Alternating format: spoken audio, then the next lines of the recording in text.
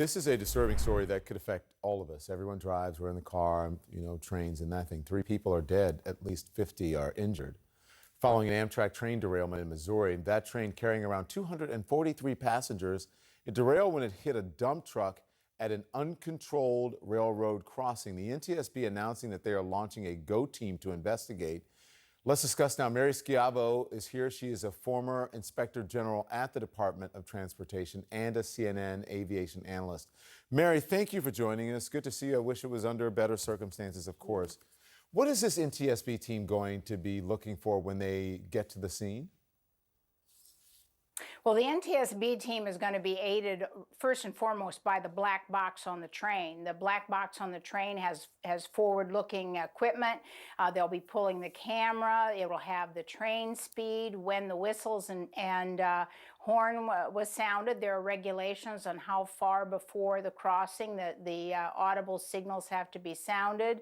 The speed of the train, when the engineer and train control personnel applied the brakes, that will give them an idea of when they saw the obstruction on the track. So because of that black box, they're going to have an awful lot of information to start with. And of course, they will have also gathered information about the track conditions, which railroad owns that particular section of track, and information about the signage. Apparently, it was just the standard crosshatch, crossbuck sort of sign, not any lights or gates or arms, but they will have all that in advance. And then, of course, once they get there, the hard work starts of looking at the train, the controls, measuring everything, and also the situation of the actual roadway going over the track. So they've got a lot to do. This accident occurred, Mary, at an uncontrolled, as you said, this crossing, meaning that there were no lights. You mentioned there were no mechanized arms. So what about what happened? Tell us, what's that tell us about what happened here? Anything?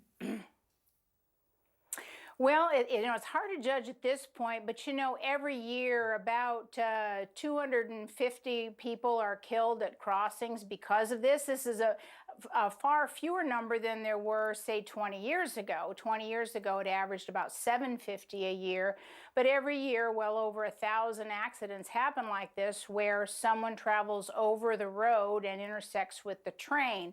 So it's difficult to tell at this point whether the vehicle was stuck on the track, whether it was a situation where couldn't move out fast enough, or did not hear or see the train. And sadly, some accidents are because people try to beat the train. The Federal Rail Administration and the Department of Transportation has had a great public campaign to educate people. Never try to do that. Of course, we don't know if that happened here. It would help, of course, if there were cameras at railroad crossings like there are at intersections in, cities and all over the country looking for speeders. That you could do that as well, but there are not. So they will have to judge what occurred at that crossing based on the conditions and if there were any eyewitnesses or ear witnesses. Mary, thank you. I appreciate your time. Thanks so much.